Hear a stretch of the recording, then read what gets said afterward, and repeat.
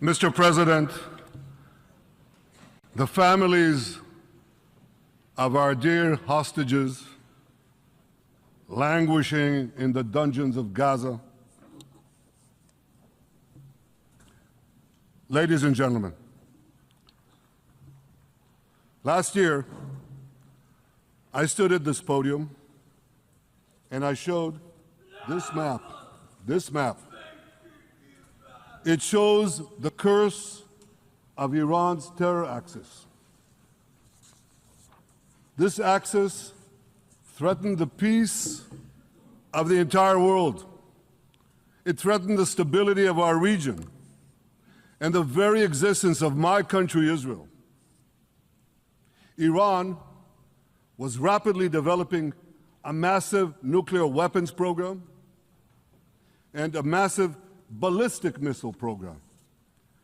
These were meant not only to destroy Israel, they were meant also to threaten the United States and blackmail nations everywhere.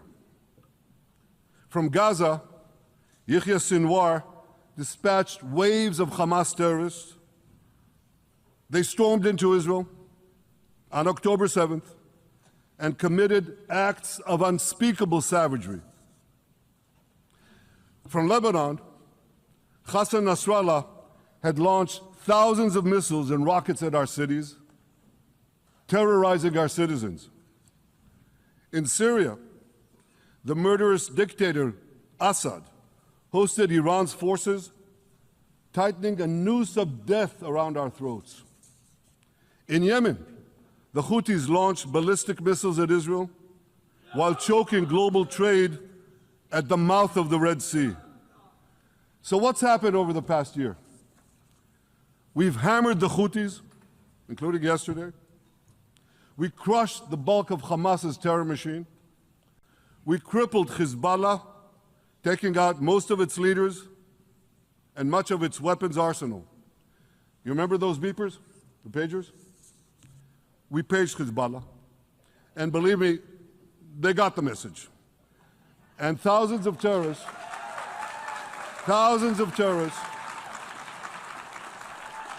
dropped to the ground.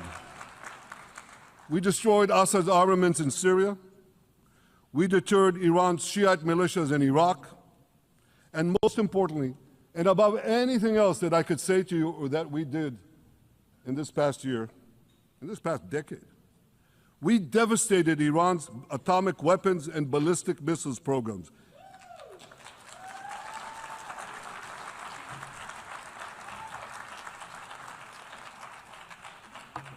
So here's where things stand today. Half the Houthi leadership in Yemen, gone. Yahya Sinwar in Gaza, gone. Hassan Nasrallah in Lebanon, gone. The Assad regime in Syria, gone. Those militias in Iraq, well, they're still deterred. And their leaders, if they attack Israel, will also be gone. And for Iran's top military commanders and his top atomic bomb scientists, well, they're gone too.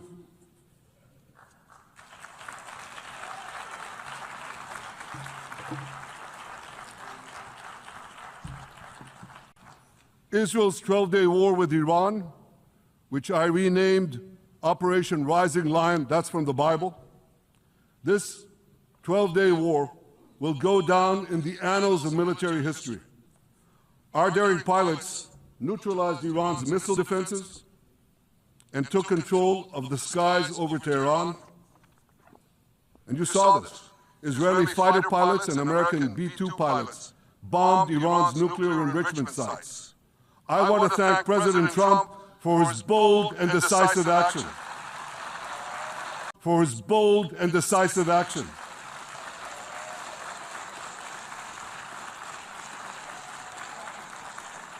President Trump and I promised to prevent Iran from developing nuclear weapons, and we delivered on that promise. We removed an existential threat to Israel, and a mortal threat to the civilized world. We lifted a dark cloud that could have claimed millions and millions of lives. But, ladies and gentlemen, we must remain vigilant. We must remain absolutely clear-minded and vigilant. We must not allow Iran to rebuild its military nuclear capacities. Iran's stockpiles of enriched uranium, these stockpiles must be eliminated. And tomorrow, UN Security Council sanctions on Iran must be snapped back.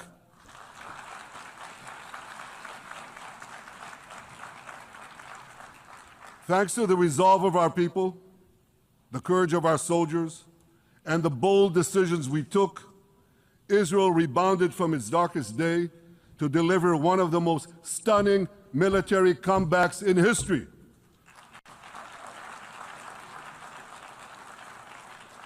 But we're not done yet. The final remnants of Hamas are holed up in Gaza City. They vow to repeat the atrocities of October 7th again and again and again, no matter how diminished their forces. That is why Israel must finish the job. That is why we want to do so as fast as possible.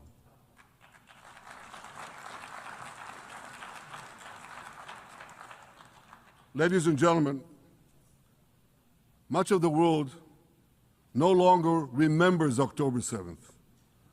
But we remember. Israel remembers October 7th. On that day, well, I'll tell you, you can remember October 7th too. You see this large pin here? It's a QR code. What I ask you to do is hold up your phone, zoom in, and you too will see why we fight and why we must win. It's all in here. On October 7th, Hamas carried out the worst attack on Jews since the Holocaust. They slaughtered 1,200 innocent people, including over 40 Americans and foreign nationals from dozens of countries represented here. They beheaded men. They raped women. They burnt babies alive. They burnt babies alive in front of their parents. What monsters! And these monsters took more than 250 people hostage. And those included Holocaust survivors, grandmothers and their grandchildren. Who takes hostage grandmothers and grandchildren? Hamas does. So far, we've brought home 207 of these hostages, but 48 still remain in the dungeons of Gaza. 20 of them are alive, starved, tortured, deprived of any daylight, deprived of humanity. These are the names of the 20 living hostages. Matan Angrest, Gali and Zerv Berman, brothers, Elkanah Buchbot, Rom Braslavsky, Nimrod Cohen, Ariel and David Cunyo, another pair of brothers, Guy Gilboa Dalal, Eviatar David. You saw the picture of Eviatar David, emaciated, forced to dig his own grave. Maxim Herkin, Eitan Horn, Segev Kalfon, Bar Kupperstein, Omri Meran, Eitan Moore, Yosef Chaim Ochana, Alon Ohel, Avinatam Or, and Matan Tsen-Gawker. Now, ladies and gentlemen, I want to do something I've never done before. I want to speak from this forum directly to those hostages through loudspeakers. I've surrounded Gaza with massive loudspeakers connected to this microphone in the hope that our dear hostages will hear my message. And I'll say it first in Hebrew and then in English. אחינו הגיבורים, מדבר ראש הממשלה בנימין נתניהו. אני פונה עליכם מעל בימת האו"ם. לא שכחנו אתכם, אפילו לא לשנייה. העם כולו איתכם, ואנחנו לא נשקוט ולא נרפה עד שנחזיר את כולכם הביתה. החיים והחללים כאחד. הביתה. החיים והחללים כאחד.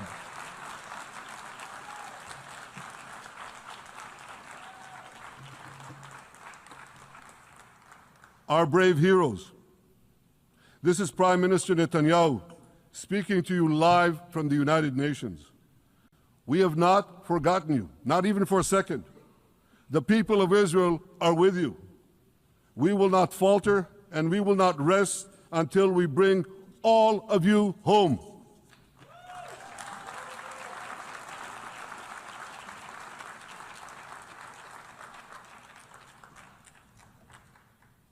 Ladies and gentlemen, thanks to special efforts by Israeli intelligence, my words are now also being carried. They're streamed live to the cell phones of Gazans. So to the remaining Hamas leaders and to the jailers of our hostages, I now say, lay down your arms. Let my people go. Free the hostages, all of them, the whole 48. Free the hostages now.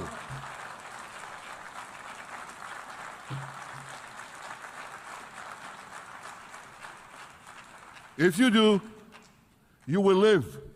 If you don't, Israel will hunt you down. Ladies and gentlemen, if Hamas agrees to our demands, the war could end right now. Gaza would be demilitarized, Israel would retain overriding security control, and a peaceful civilian authority would be established by Gazans and others committed to peace with Israel. And of course, you understand that the war in Gaza has affected every Israeli. But I'm sure there are people in New York or in London or in Melbourne and elsewhere who are probably thinking, what does all of this have to do with me? And the answer is everything. Because our enemies are your enemies. So let's do something else first at the UN. Let's do a pop quiz. And raise your hand if you know the answer. Here's the first question. Who shouts death to America? Is it A, Iran, B, Hamas, C, Hezbollah, D, the Houthis, or E, all of the above? All of the above. Correct, all of the above. Second question. Who has murdered Americans and Europeans in cold blood? Is it A, Al-Qaeda, B, Hamas, C, Hezbollah, D, Iran, or E, all of the above? All of the above. Correct. Again. So here's the point I wanted to make. Our enemies hate all of us with equal venom. They want to drag the modern world back to the past, to a dark age of violence, fanaticism, and terror. I think many of you are already feeling in your own societies the radical Islamist surge.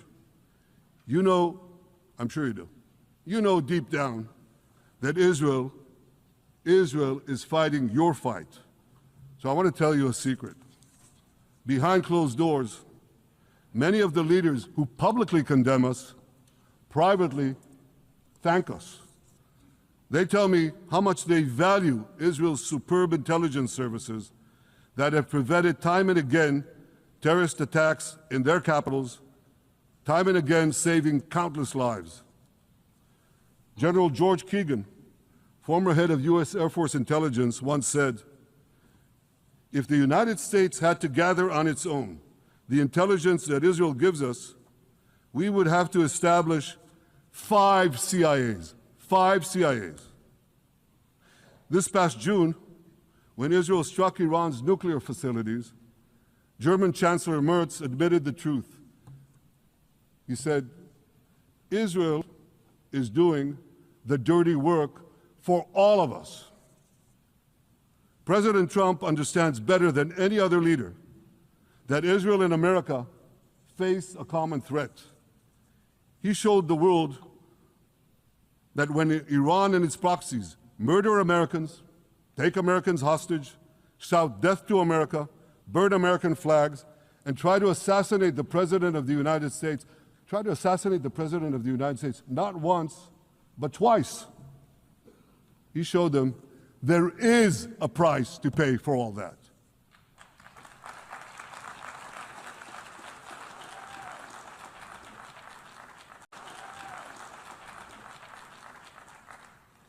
But regrettably, many leaders who are represented in this hall, they send a very different message. Sure, in the days immediately following October 7th, many of them supported Israel. But that support quickly evaporated when Israel did what any self-respecting nation would do in the wake of such a savage attack. We fought back. Now just imagine, just sit back for a second and imagine an attack against America proportioned to the attack against Israel on October 7th. Imagine a regime, a terror regime, dispatching thousands of terrorists to invade the United States. They massacre 40,000 Americans. They take 10,000 Americans hostage. What do you think America would do? You think America would leave that regime standing? You don't think that. No way, not a chance. The United States would wipe out that terror. Such savagery would never threaten America again. This is precisely what Israel is doing in Gaza.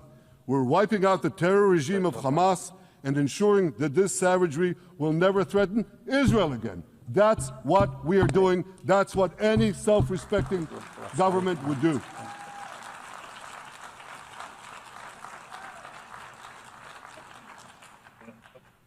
Yet, and it's a yet that I'm